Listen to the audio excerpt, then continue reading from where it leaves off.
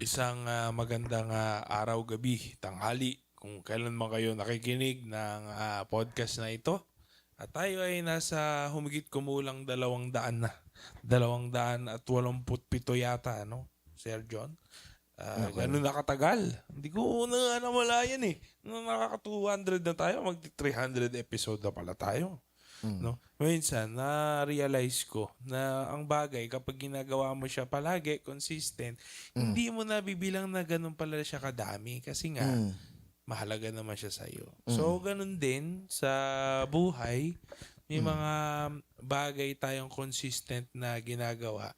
At minsan, hindi natin yun napapansin, pero malaki na pala yung impact niya sa atin. Kasi, sir, minsan, ang mga tao, ang gusto nila yung mga engrande, magarbo, one time, big time, na mga event, o yung mga yung mga extravagant, yung mission sa ibang lugar, gano'n.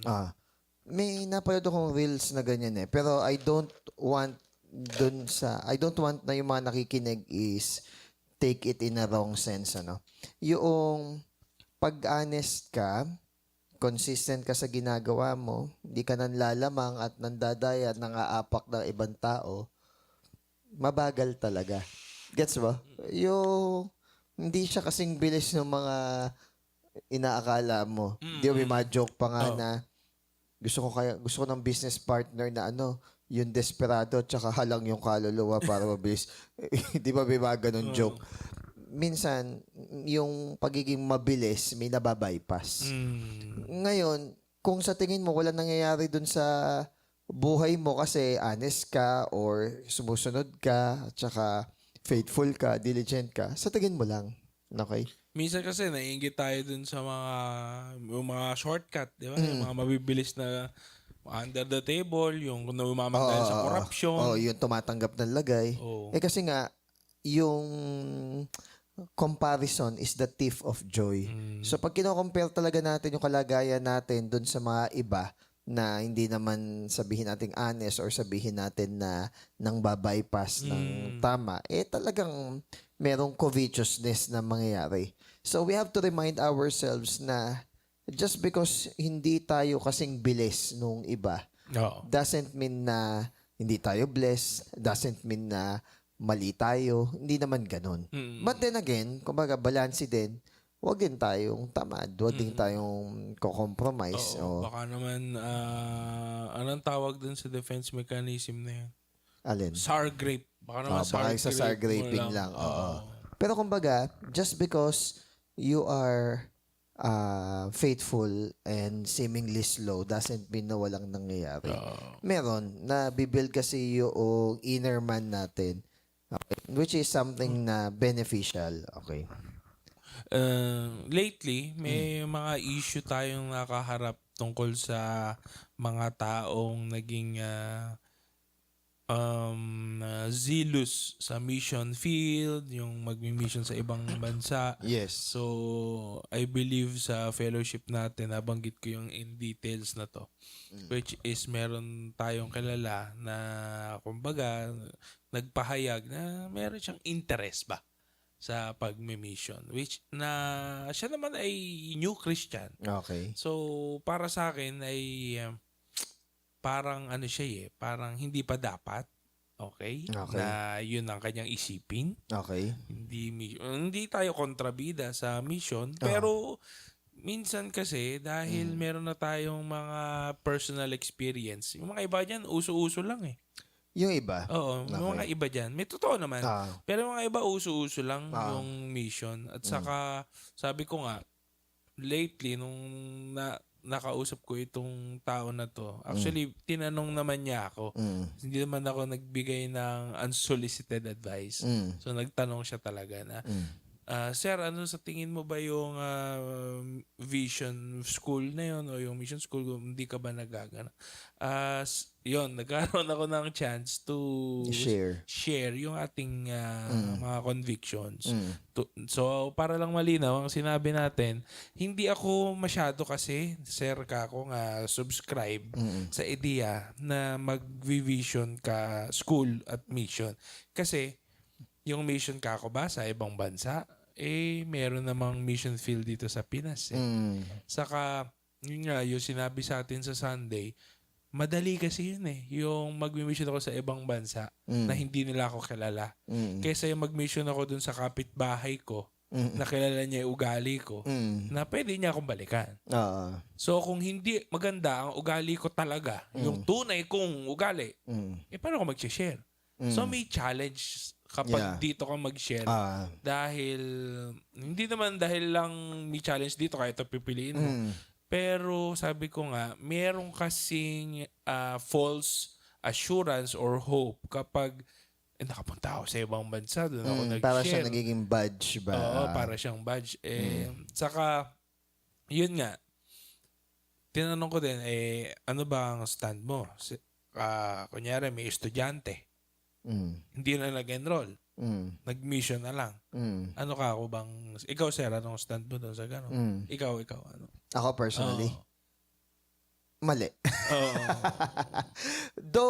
Though, don't get me wrong, may mga tao na kailangang pumunta sa mga lugar na yan. Okay? May mga tao na tinawag para magbahagi doon. Pero for now, lalo na kung bago tayong Christian, mahalaga na may wisdom tayo. Yun ang sinabi ko din. Kasi parang, hindi ka kailangan ng Diyos sa mission field. Actually, hindi ka rin kailangan sa mission field. Oo, hindi ka kailangan. Kumbaga, bago ka mag-mission, kailangan, may alam ka rin talaga sa Biblia. Yes. Kasi baka maligaw mo pa yung tao. I-reiterate ko lang, don't get me wrong sa term na hindi ka kailangan sa mission field. Okay? Ayoko lang na i-hype ka sa mission field, pero binablind ka doon sa reality na may mga bagay kang dapat ipag-repent dito. Kailangan makipag-reconcile sa family mo. Kailangan maging maayos yung paikito sa kapitbahay mo. Wag sana ma-overlook yon in the expense. Wag sana ma-overlook na mag-mission ka in the expense na hindi mo inaayos yung malapit sa'yo. Kumbaga baka naging pantakip mo. Yeah. Even nga sa Bible sinasabi, obedience is better than sacrifice. Nasabi nga sa Bible na yung and you will preach, 'di ba, sa Judea, sa Samaria, and then sa outer parts of in Jerusalem, Judea, Samaria, and the outer parts. So, sabihin, unahin mo muna yung nandito. Minsan sa iba, nag-share lang or nagmi-mission kasi nape-pressure dun sa organization. So, for example, yung ganitong particular na church sa organization is ganito kadami na send nila sa mission field. Ikaw naman, halos wala. So, parang nape-pressure ka. So, ikaw bilang pastor, parang nape-pressure ka, ba't wala akong napoproduce na ganun? So, kailangan ang i-preach ko sa pulpit, yung mga medyo nakaka-convict na... Tapos gagamit ako naging part din ako nun, na gagamit ako ng mga video na I am a missionary, pang-pump ng pagiging missionary. Medyo makapagbagdamdamin. Though it is a noble thing na maging missionary, hindi ko dinidiscount yun. I just don't want people to rub it the wrong way. Saka, kumbaga, to being led and manipulated sa ganong way of thinking. Maganda kasi siyang organic na mangyari. Yes, organic. Yung ikaw talaga yung nag-desire no, na hindi ka pinump or hindi ka pinilit, pinaunawa mo. Yes, you encourage, pero kumbaga, hindi mo siya walang pressure. Hindi mo siya pinressure. Alam mo yung mga sinasabi ng mga tao na may sinabi sila na ganito yung kailangan nating gawin, ganito. Tapos yung mission field is ganito na. Alam nyo, ang daming mga hindi nakakakilala sa ibang bansa. Tapos sino ba ang mga tunay na Kristyano? Pero no pressure Hindi mo totoo yun Ginagawa ko ang joke sa school diba? yun. Yung pero no pressure Kunwari, isa na lang yung hindi pa yari sa exam. Sabi yung ganon. Okay, may 5 minutes pa. Ilan na lang ba yung hindi tapos? Magtataas na isa yung kabayalo. Sabi ko, ikaw na lang. Okay. Pero no pressure. Pero ikaw na lang. Hindi totoo walang pressure. Pero to be honest, sir, sadly, marami sa mga tao na kilala ko na mga zealous sa mission is hindi ganun ka knowledgeable sa scripture. Sadly, maraming, hindi naman lahat, pero 99% is zealous lang. Pero wala, sino si God? Hindi nila masagot. Ano yung... Sa akin naman, doon pa rin ako sa nakalagay sa Bible na doesn't matter kung yung intention mo sa pag-share mo. As much as possible, basta tama yung pinipreach mo. Eh, ang problema, kahit tama pa yung intention mo, kung yung ipipreach mo naman is mali, ala din. Kahit sabihin natin na gustong-gusto mo silang i-win kay Christ, pero hindi mo naman talaga kilala si Christ, hindi ka naman talaga obedient sa Kanya, iba yung alam mo na knowledge or wisdom about sa Kanya, mali yung maishishare mo, mas malala yun. Kahit pa tama yung intention mo. Yun yung binabanggit ni Paul na Hindi ka pwede magtago sa goodwill. oo. Because remember, In good faith ko to ginawa. yeah, actually, even the road to hell is paved with good intentions. So, kung good intention ang basihan, Lyrics ng kanta. No? kasi kung good intention lang ang basihan, then naligtas sa sana lahat kasi good yung intention. Eh, hindi nga good intention lang. Yun. Ayun. So, yun po ang mga lately mga naganap lang. Okay. So, kumbaga, to summarize lang, yung point is okay mag-mission, Yes. pero make sure na called ka. At yung mga pastor, wag naman kayo mamressure. Huwag kayo mamressure na mag-mission kayo. Tsaka Pag di kayo nag-mission, di na kayo in. Tsaka mag-count the cost. Yun din. Okay, mag-count the cost. Paano kung may pamilya? Oo. Kumbaga, iiwanan ba niya yung pamilya niya para doon? Yung, applicable ba yung hate your father or mother sa context ng mission? Oo. Tsaka malaki ang pananagutan ng parents. Malaki ang pananagutan ng parents. Kunwari, ayaw lang sabihin natin na mapahiya sa pastor. Pero parents, Christian din, pero you are more aware and mas may wisdom kayo doon sa anak nyo. Ang masasabi ko is, no, you don't have to please your pastor. Saka make sure na talagang able to teach kayo sa mission. Yun. Bago tayo mag-shift sa next sa main topic is maganda at parang fresh para sa akin na makakausap ng isang bagong Christian na pure yung intention. Yes. Kasi parang pure sila na gusto nila mag-mission. Yes, Kasi ako naniniwala ako na yung kanyang heart pure na gusto niya talaga magpagamit sa Diyos.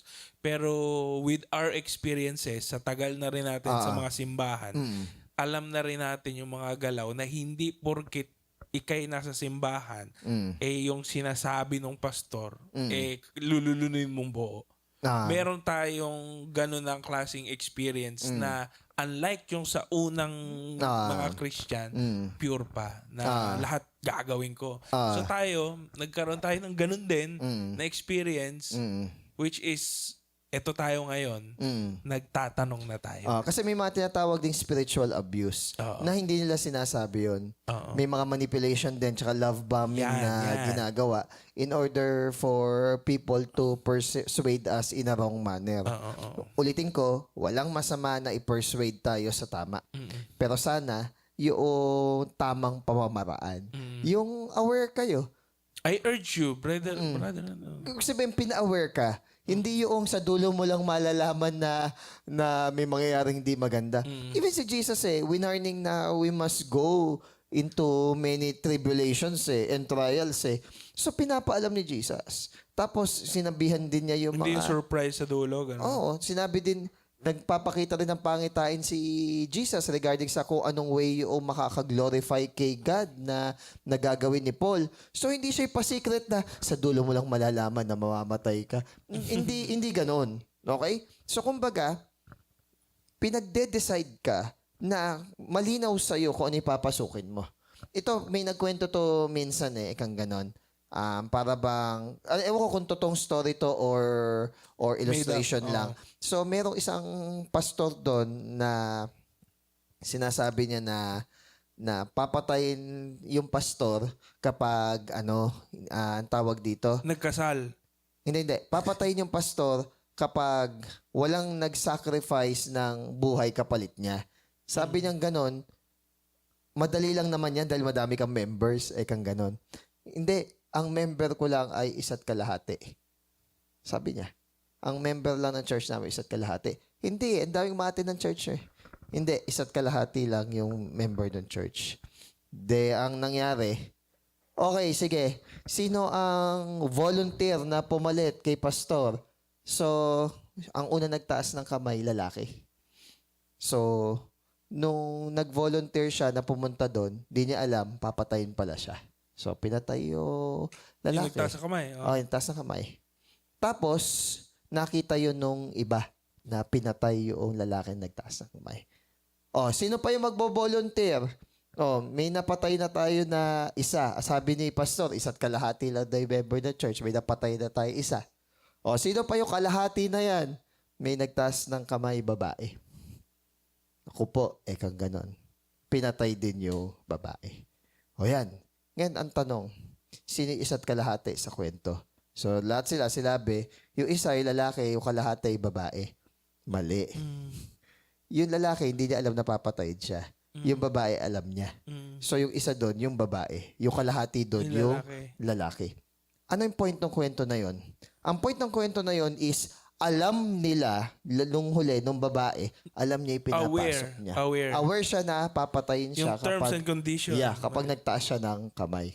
So, going back dun sa sinasabi ko kanina, yung pagmi-mission, aware ka sa risks na ilalatag mo. Pero kunwari, bobombahin mo lang yung mga tao na doon sa parang grandeur o doon sa glory ng pagmi-mission, pero hindi sila Even aware yung doon sa mga hindi sila aware to manipulate. Yeah. Hindi mo sila pina-aware doon sa mga cost ng discipleship ng mission. That is a manipulation. Ngayon, sasabihin ng iba na ang tawag dito, hindi naman kasi na-try mag-mission eh. You see, that's the point. May yabang ka na kasi nag-mission ka na. Iba-iba kasi ang term ng mission. Okay? Ano ba ang, kumbaga, definition niya? Sabi ko nga, lahat ng Kristiyano, missionary. Yeah. Oh. Lahat ng totoong Kristiyano is missionary. Oh. Tanungin nga natin, meron bang biblical account na si Mary nag-share? Hindi. Pinalaki lang niya na maayos yung kanyang mga anak. Kung tutusin, may mga half-brother si Jesus na naging writers din ng New Testament. Si James at saka si Jude. Di ba? Half-brothers ni Jesus. Patay agad. Hindi, ang point ko lang is, minsan yung pagiging biblical na nanay, that's your mission. Alamin mo kung ano. Hindi naman kailangan na ang grandeur mo ng mission is pupunta ka sa ibang bansa na Islamic country and then yun na yung mission. Hindi mo nga mapatawad yung nanay mo o yung tatay mo, yung kapatid mo. Tapos ang gusto mong i-mission yung sa ano. Hindi mo kalala. Ang talagang mahirap na mission doon is yung patawarin yung sarili mong family. Hindi talaga yung, di ba? Yung daily, no? Tsaka careful din tayo. Even yung mga Pharisee nga daw nag-go abroad para mag-disciple ng iisa. Proselyte. Oo, tapos you make him twice a son of a devil as you. O, di ba? Parang careful ka din doon. Kung pupunta ka sa mission field tapos mapapabayaan mo yung sarili mong household, hindi rin mag-glorify si God doon. Kaya ang point doon, di ka kailangan ni God. Sa totoo lang. Okay? Mahal ka ni God, gusto ka ni God. Pero ang gusto ni God is yung mga tao na alam niya yung cost ng discipleship, alam niya yung cost ng mission, then talagang tinake in order niya yung household niya, then tsaka siya nag-go. Hindi yung i-hype lang na niloloko, hindi man niloloko yung tao, pero hindi sinasabi yung buong katotohanan. Hindi, yung panloloko rin. Deceitful din. Deceit din yan. Sabi nga banggitin ko na rin, sabi nga ni Kuya Ai, okay? Yung cell leader ko nun. Deception is not necessarily telling a lie. It's about telling the truth, but not the whole truth. Ay, sorry. So, ibig sabihin nun, ito ba picture lawag? So, ibig sabihin nun, yung may withhold ka na katotohanan na yung pala'y essential sa decision making niya. Deception din daw yun, kahit di ka nagsinungaling. Okay. Ayun. So, last yung ating naging topic is about siya sa mga dito, sa Hebrews nga, na you ought to be teachers na sana. Kaso nga lang, dahil nga hindi pa kayo mature, ito munang mga pangbata. Yeah. Or sa Milk. dating elementary. Mga milk. Ito muna yung sa inyo. Right. Pero sa kanilang physical na time, na, kumbaga sana. Di ba? Dahil matagal na pala ito sa simbahan. So yun, may mga taong matagal na sa simbahan, sa church, na immature. Na sana, teacher na sana, pero immature. So kumbaga, dyan sa line of thought na sinasabi mo, yung meron talagang reasonable na expectations na kapag matagal ka na sa church, Yes. meron ding level of maturity. Oo. At hindi ka dapat ma-offend doon. Or kung ma-offend ka man, into godly sorrow, hindi to worldly sorrow. Natural eh. Natagal ka eh. Yes. Pag medyo bago-bago ka, understandable. Oo. Diba? Pero kung matagal na, it is expected of you that you should have known better and grown better. So, doon naman, last week, medyo kahit pa paano nakapahapyaw tayo Yes, kung bakit na may mga ganong klaseng tao. So, dito, sa ating next chapter, Okay. will be one of the maganda chapter, yet dark, pero maganda to. Okay? Simulan natin. Verse 1. 5, no? Chapter, ano tayo? Sorry. 6. Sorry. Okay Ito lang. pala. Verse 1. Tama lang pala. Chapter 6. Yun, natatakpan verse 1. lang pala. Tatakpan na. Yun. Okay, verse 1. Kaya't iwanan natin ang mga panimulang aralin tungkol kay Kristo at magpatuloy tayo sa mga aral na para sa mga may sapat na gulang na. Tigilan na natin ang muling paglalagay ng pundasyon tungkol sa pagtalikod sa mga gawang walang kabuluhan, dead works, no? At tungkol sa pananampalataya sa Diyos. One lang ba? 1 lang. Ano ba? Bawal na ba to? Bawal na ba yung pag-aaralan natin repentance, yung faith? Yun ba hindi yung naman. sinasabi dito? Pero kumbaga, dahil nga matagal na sila sa church, there's an expectation of them. Parang ganito lang naman yan sa school eh. Kunwari, isang taon, di ba, grade 1, expected sa'yo na in that span of a school year, matutunan mo talaga yung mga subjects at mga topics na nandun sa curriculum ng grade 1. Secular yun, ha? How much more pagdating sa spiritual? Ano ba yung mga elementary, mga teaching?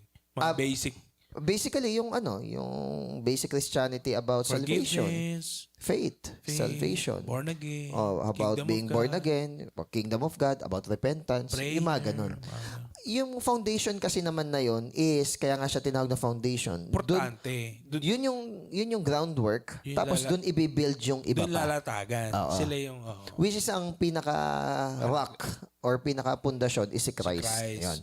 Ngayon, dito sinasabi na nire-rebuke nung writer yung mga immature na Christian. Pero ang point dito is, hindi naman kailangan na magstay lang sa pagre-rebuke. Okay?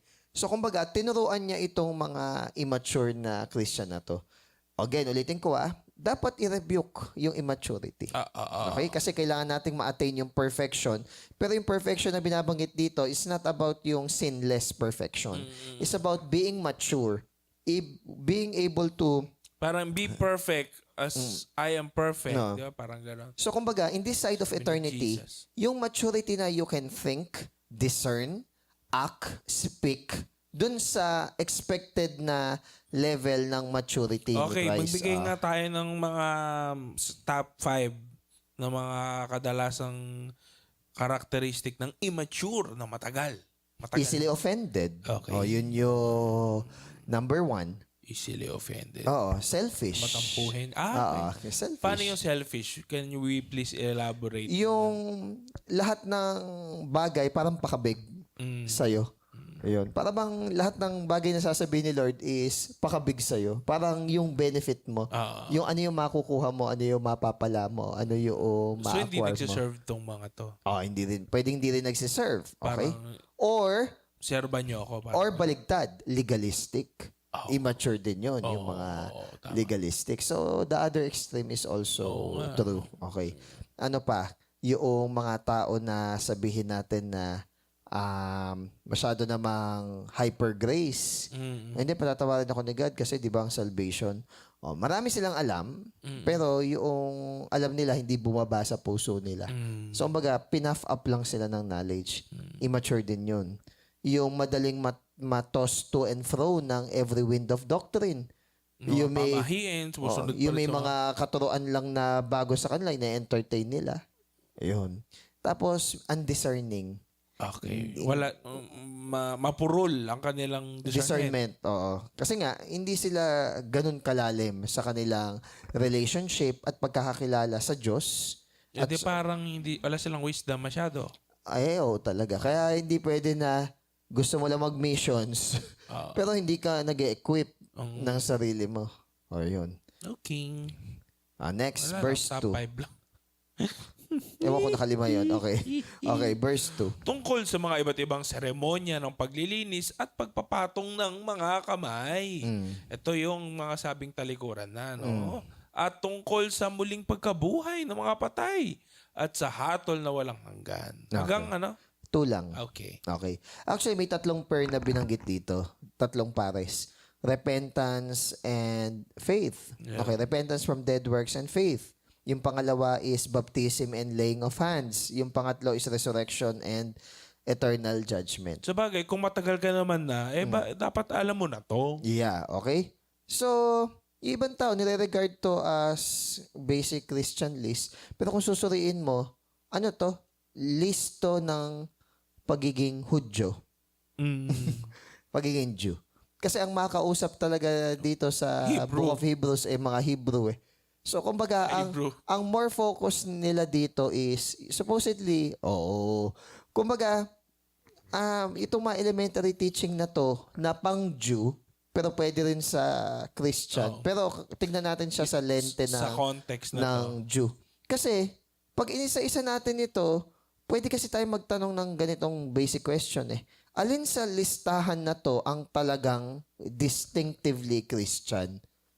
Pag ba nagpabaptize, Christian na agad? So kumbaga, medyo may mga blurry din dito doon sa mga elementary teaching na to na hindi siya distinctively Christian. Okay. Pangalawa, where is the specific mention of Jesus or salvation by grace alone? Wala namang binabanggit din dito regarding doon sa grace alone. Yung tulip ng Calvinism, ala rin naman. Could one believe in or practice these things but not a follower of Jesus? Pwede daw ba na sumusunod doon sa mga foundational na to pero hindi naman sumusunod kay Christ? Yun ang mas importanteng question. Kaya kung ako tatanungin, yung mga elementary teachings, yung 1 John, chapter 1, 2, 3, 4, 5, yun ang sa akin elementary teaching. But I also agree with this as elementary teaching. Ang point lang is, hindi ito yung standard na list. Okay? Pwede itong list na to is based Applicable lang. sa kanila. Oo, dun sa kausap ni Hindi, kumbaga, nung writer. hindi naman natin minamaliit yung elementary Oo. teachings. Pero yun din kasi yung pundasyon. Oo. Sabi mo nga, syempre, kung hindi mo alam mag 1 plus 1, paano ka makakapag-calculus? Diba? Pero ang pinapoint out ko lang na yung list na to is not necessarily na lahat ng Christian, ito dapat yung basic na 6 na sinusunod. Okay, sige. Hindi tayo legalistic Top 5 doon. tayo. Para sa atin, top 5 na naman. Yung sinabi ko kanina. Na hindi ano naman, top 5 na mga elementary. Yun nga, yung Na mga hindi na sana dapat pang sanay alam na. o kumbaga dapat alam na. Yun nga, yung salvation, faith, repentance, born again, at saka yung kingdom of God. Yun yung top 5 na aware na tayo, supposedly. Pero syempre, dahil nga yun yung list natin, not necessarily, yun din dapat yung list ng ibang tao. Hindi naman just yung list eh. Hindi naman Guide lang. requirement yung list eh. Guide lang siya. Pero for this context, ito kasi yung list na madalas ginagamit ng mga Hudyo. Okay. So, sabi dito, in this case, the elementary principles to move beyond are all items in a common ground belief. O, common ground belief din daw to ng Christianity. Okay. And Judaism. So, safe common ground siya sa parehong ito. Okay. So, sabi dito, it is a safe common ground for this discourage Jewish Christians to retreat back to. Okay? So, they discourage yung mga Christian na mag-retreat sila back to legalism. Yun. So, sabi dito, dahil mostly yung Christianity na mga Hebrew, yung mga Messianic Jew, is nag-grow sila out of Judaism. So, meron kasi silang tendency na bumalik sila sa legalism ng Judaism. Unlike yung mga naging Christian na hindi Jew, less likely sila mag-revert sa Judaism kasi nga, hindi naman sila Jew in the first place.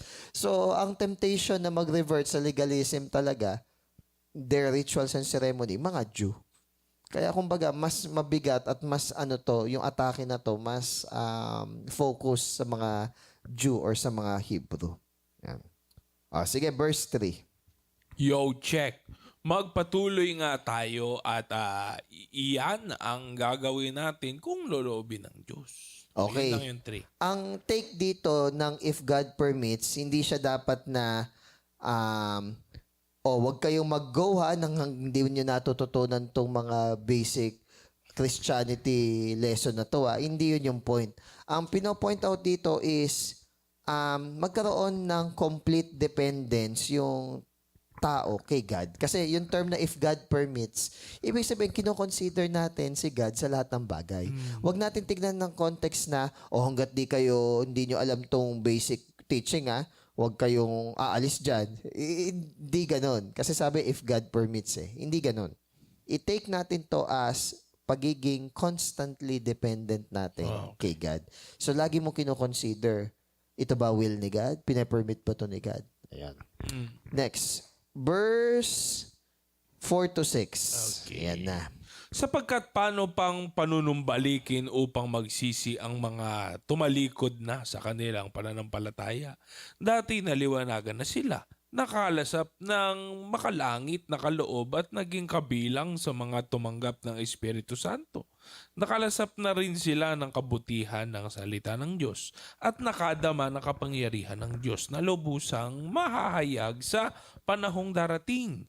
Kapag sila'y tumalikod, pagkatapos malasap ang mga ito, hindi na sila maaaring panumbalikin upang magsisi, sapagkat muli nilang ipinapako sa krus at inilalantad sa kahihiyan ang anak ng Diyos. Sir, ang tanong dito is, ito ba'y mga Kristiyano na nawalan ng salvation? Okay. Yan. Actually, mga pwedeng tanong ito yung isa sa pinaka-controversial na verses sa Bible. Okay? So, kumbaga, hihimayin natin to, pero sasabihin ko yung stand ko about dito. Sige, Ngayon, makinig kayo, meron muna tayong dito, parang precautionary or disclaimer muna. Okay? Kapag meron kayong binasa na verse sa Bible at kontra siya sa tingin mo na tama, okay? Parang contradicting Dun sa tingin mo na tama, i-discern mo muna kung yung mga bagay na sa tingin mo tama is scriptural din. Okay? Kasi kung hindi, we should be ready to cast away yung mga doctrine na tayo lang ang may gawa. Yun. Para lang sa isang verse, Sir John? Yes. Para sa isang passage ng Biblia. Kaya din natin i-cast out yung sa tingin natin for the sake noong ano talaga yung sinasabi ng Biblia.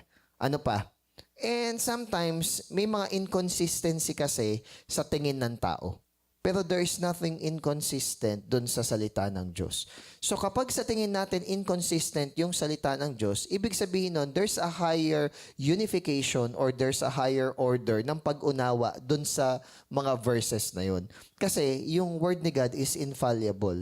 Okay? As long as tama yung pagkaka-translate ng mga okay? Ang nagkakamali lang naman is yung tao Ngayon, tandaan natin na si Satan, alam niya yung scripture na to. Okay? Alam ni Satan yung scripture na to.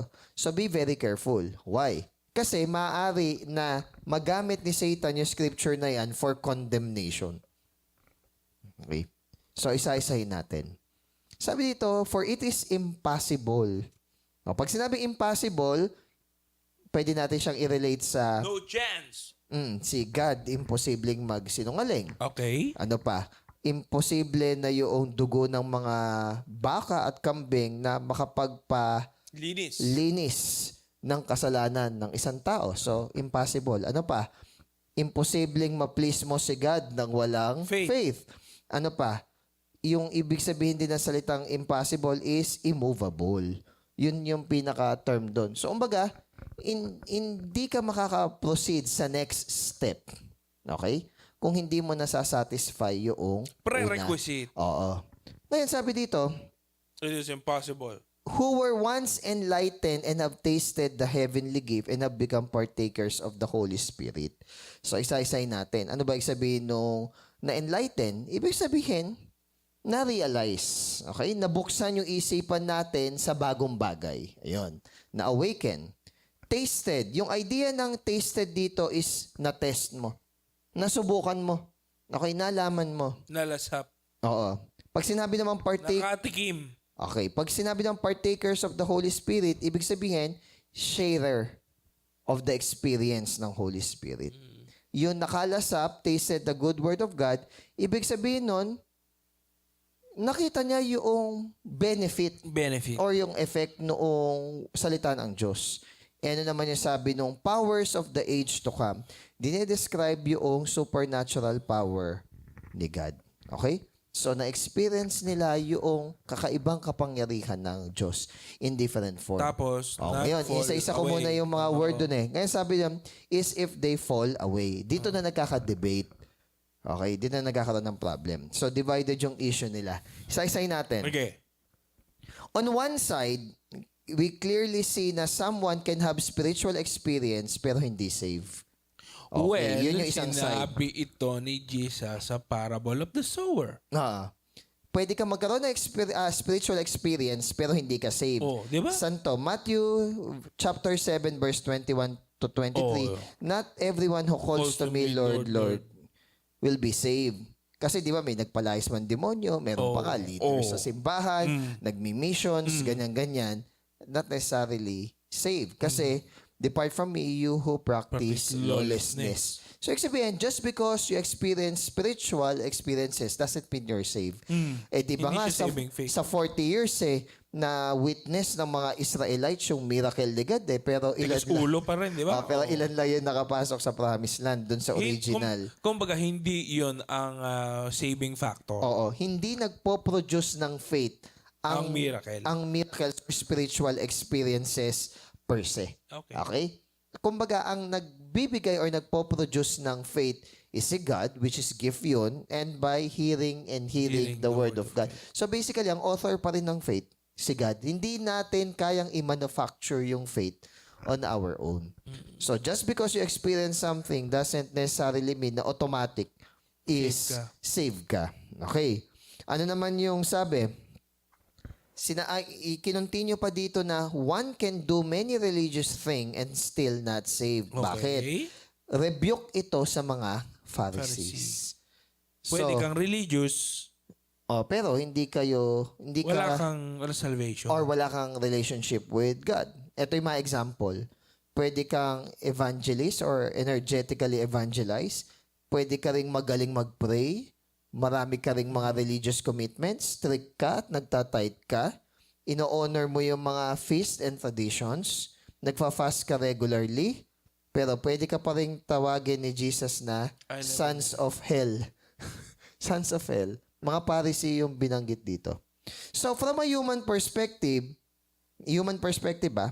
doubtful na anyone who seemed to have credentials mentioned in Hebrews 6:4-5 would not be regarded as true Christian. Kung ang titignan natin o basihan natin is kung paano tumingin yung tao, isipin mo, hindi Christian yan. Sa tingin ng tao. Pero sa perspective ni God, hindi ganun. Sabi dito is, God knows their ultimate destiny. And hopefully, the individual does also. Yet, from all outward appearance, such Christians' experience might qualify a man to be elder in the church, pero hidden in their minds, they are not Christian at all. So, meaning to say, sa isang area, yung mga nag-fall away na to, they are not Christian talaga in the first place. Hindi talaga sila Christian in the first place. They have a form of godliness but deny the power. Okay? Or pwede kang parang katulad ni Demas. Ano yung kay Demas? You are warmly greeted by other Christians. Ano pa? Fellow worker with Paul. So, yun nga sir, parang kumbaga, sa simpleng pananalita, pwedeng attendee ka, pero hindi ka... Hindi nga lang attendee Pwedeng fellow worker ka pa. Pero, oo nga.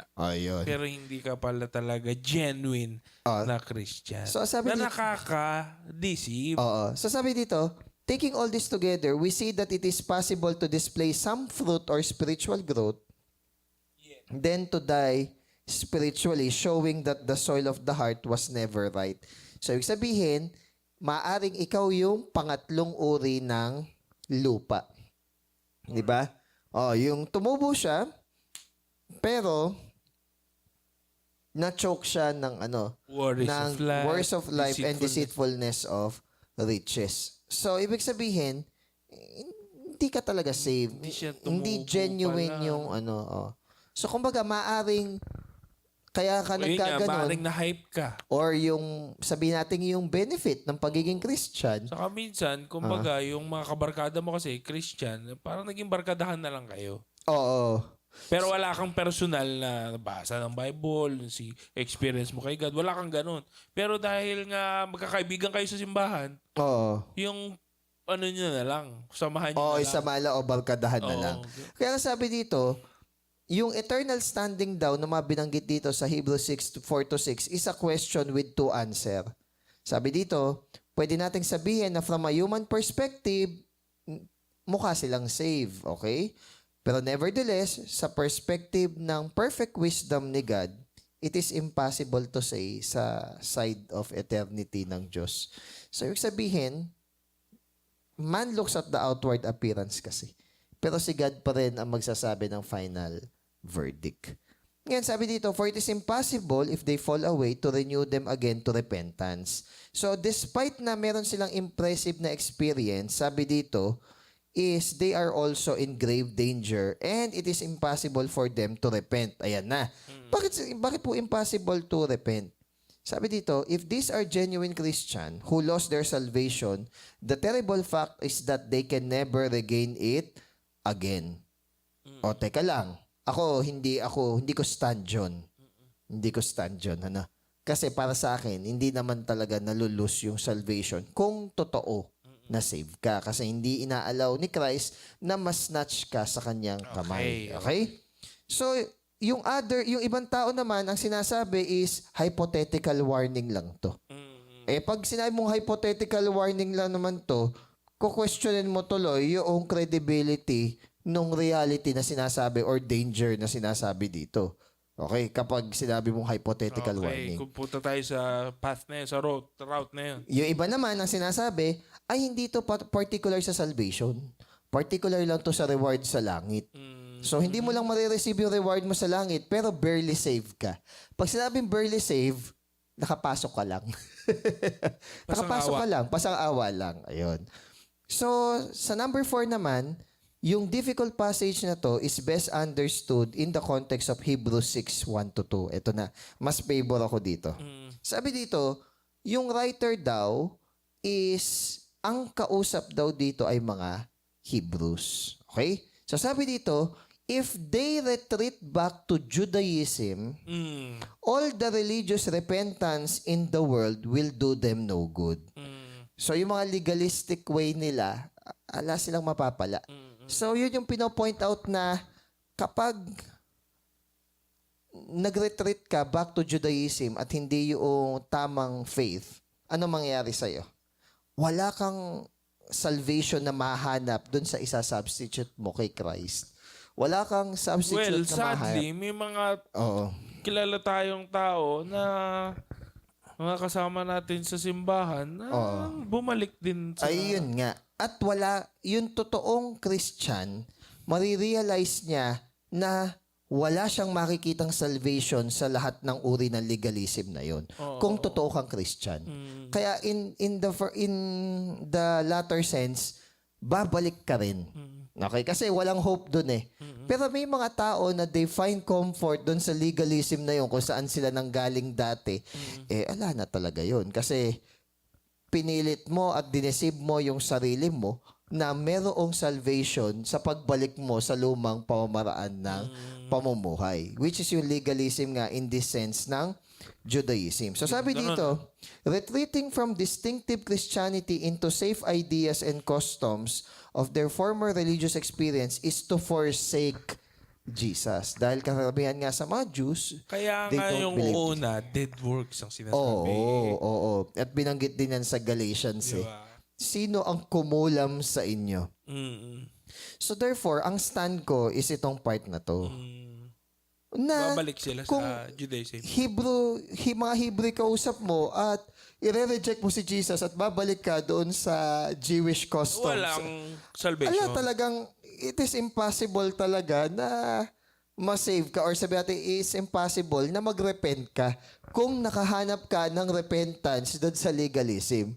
Kung nakahanap ka ng comfort doon sa legalism, ala talaga.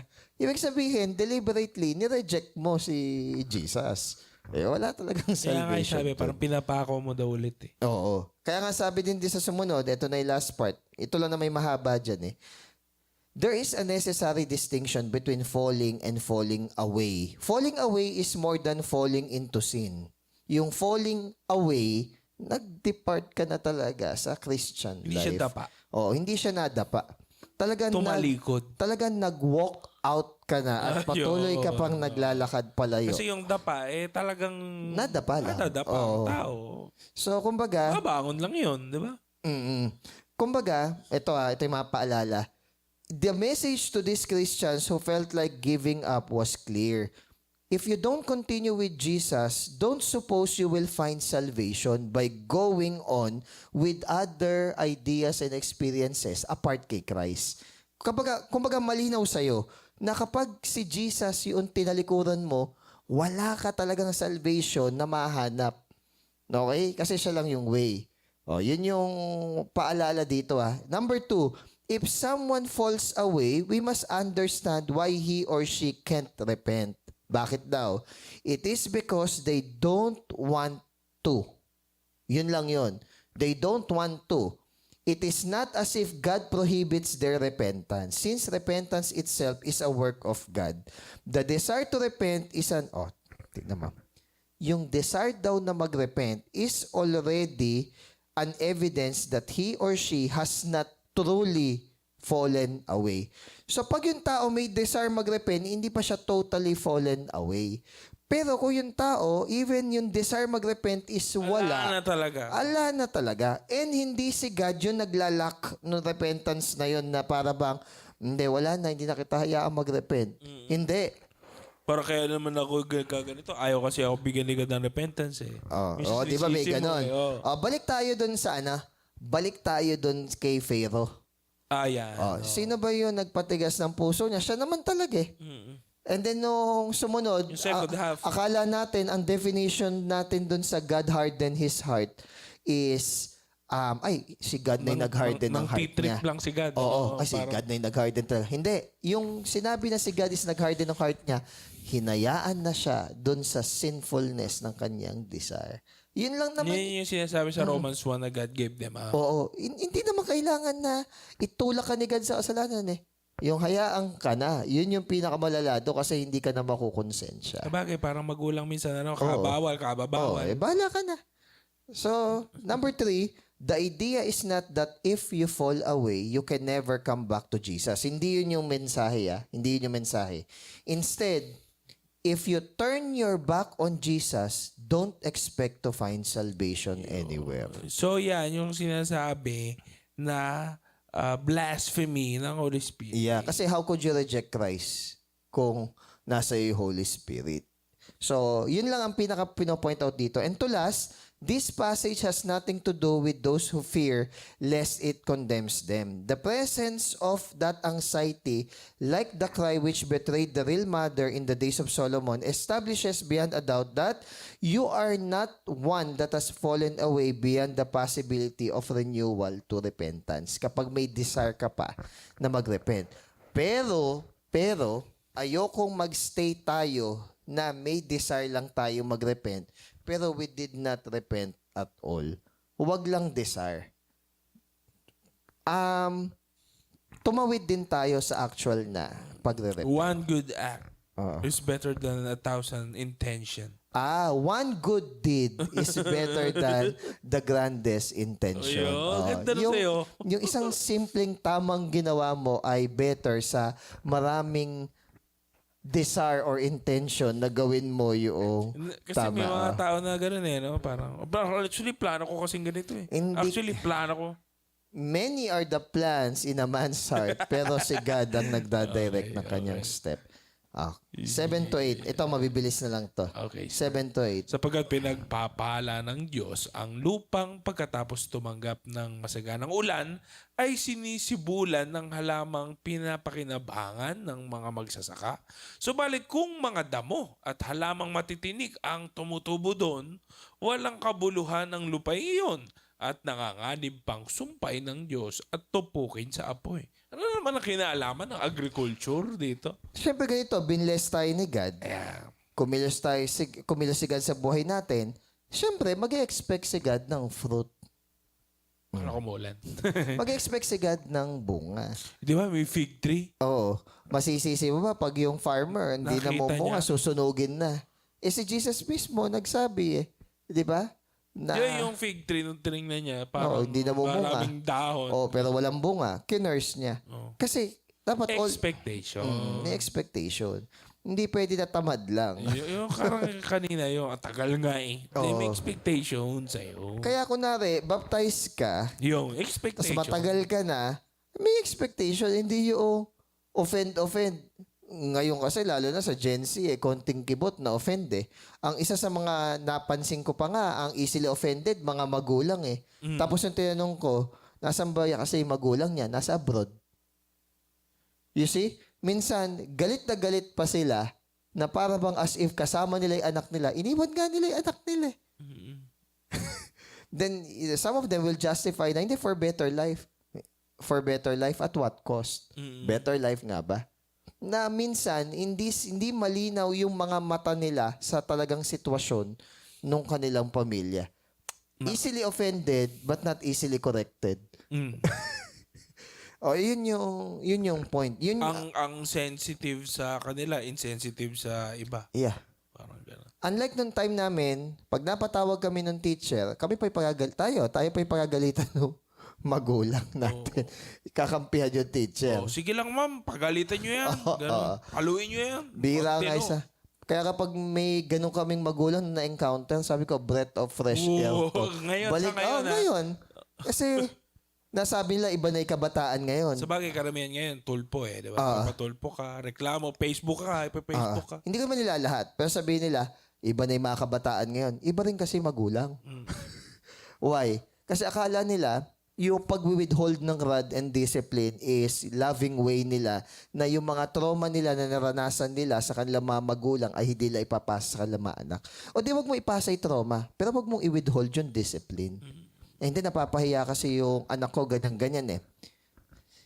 Tandaan natin, though hindi ko naman ina-advocate na kailangan ipahiya yung tao all the time and every time, ang sinasabi ko lang is walang perfect na way in human terms na Parenting. kapag yun yung ginawa mo, magbabago o makikinig yung tao. Walang perfect.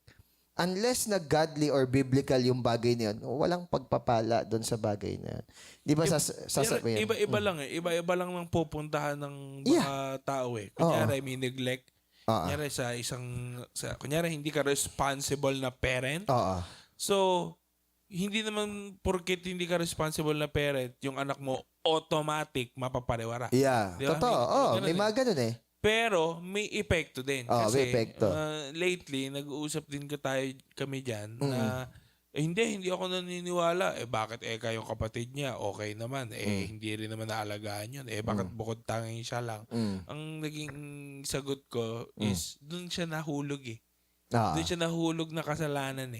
Parang sa kasalanan ng tao, lahat makasalanan. May iba, naging manlalaki at mambababae. Yung iba naman ay magnanakaw. Yung iba religious. Di ba? Yung iba religious. Yung iba self-righteous. Yung iba naman, dahil yun yung wala siya, yun yung ibinibigay niya. Or natutunan niyang ibigay. So, kumbaga doon siya nahulog. So, ganun din. So, may neglect sa parent, may kulang na ginawa yung magulang, pwedeng yung isang kapatid, siya yung sobrang responsable. Kasi siya nag-step up eh. Meron na may isa tanga. Siya yung black sheep. Pero kumbaga, ang pinopoint out ko lang, wag i-flex nung magulang yung neglect na nagawa nila. To justify na, kita mo nga, okay yung mga anak ko kahit na ganito ko. O, yun nga yung term mo eh, kahit ganito ka. So, ibig sabihin, ina-acknowledge mo sa sarili mo na may pagkukulang ka. even Di mo na dapat ginawa. pinagmalaki mo pa. Even nga yung mga nasa abroad kasi ko, hindi ganyan yung anak ko eh. How do you know na hindi nga ganyan yung anak mo? Wala ka. Oo. Di mo naman nasubaybay. Saka lagi ko to sinasabi sa mga teacher na handle ko na may mga anak na estudyante eh. Ma'am or sir, sa totoo lang po, aminin niyo man po o hindi, laging meron po tayong tinatawag na relational bias. Anak niyo yan eh. Siyempre, ipagtatanggol niyo. Okay? Bihira naman siguro. Mabait ang anak ko. Laging maganda yung bagay niya sabihin niyo. Or sabihin niyo, aminado niyo man po ako, pero ang inclination niyo pa rin sa kanila. Okay? Bihira akong nakarinig na sinabi is parang hindi naman nanay yung turing sa akin dito sa eskwelahan. One time, parang negative kasi yung dating sa kanila nung narinig nila yung sinabi doon sa sinabi ng pamangking ko eh. Kasi majority ng mga teachers hindi nila hinahandle yung anak nila o yung pamangkin nila sa same section para maiwasan Walang yung bias. Pero sa akin kasi hindi naman sa kumbaga by God's grace. Ala kasi kung pakialam kahit pamangkin ko yun o kapatid ko yun eh. Gusto ko na yung fairness, siguro pride na rin before. Siguro for fairness sake, talagang papatunayan ko na walang kapatid-kapatid dito. One time, nasabi ng pamangkin ko dun sa advisor niya, si Tito, parang hindi kamag-anak yung turing sa akin eh. Ngayon, nung nalaman ko yon, sabi ko, good job. Sabi ko gano'n. At least nakita mo sa sarili mo na hindi kita pinakitaan ng special treatment just because kamag-anak kita. Yung sinasabi ko sa mga co-teachers ko, hindi nyo maiaalis minsan yung relational bias. So kapag may naririnig kayo na negative sa anak ninyo na kinoconsult ng ibang teacher, try to consider. Kasi teacher din kayo. Sa totoo lang, sadly, baka mas madalas mo pang kasama yun nga. Kesa dun sa... Ito nakalungkot. Minsan, dahil ang nakikita mo lagi sa anak mo yung positive, hindi mo nakikita yung mga sophisticated behavior niya na manipulative na pala. Hindi ka aware na nabulag ka sa... Oo, dahil nabulag ka na doon sa bagay na yun. Basta ang sinasabi lang nito, hindi mo masisisi kapag may mga binigay sa yung blessing si God or binigay sa iyo na grace si God tapos hindi mo ginamit, is maparusahan ka.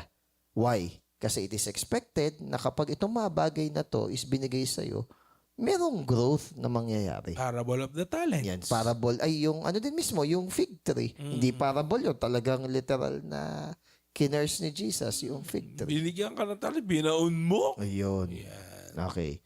Save ka masyado Yan. So, gusto mo ba i-cut na dito? Pwede anong oras na ba? Letter C na to. Yeah, check mo lang. Yan lang kayo Oo nga, 1 hour na pala tayo. Ayun. Pwede naman natin i-cut dito. So, kasi itong letter C, ito na yung about sa don't be discouraged. Iba na to. So, yun. So, kung bubuo rin natin, may expectation. Yeah, may expectations. Mga magandang title.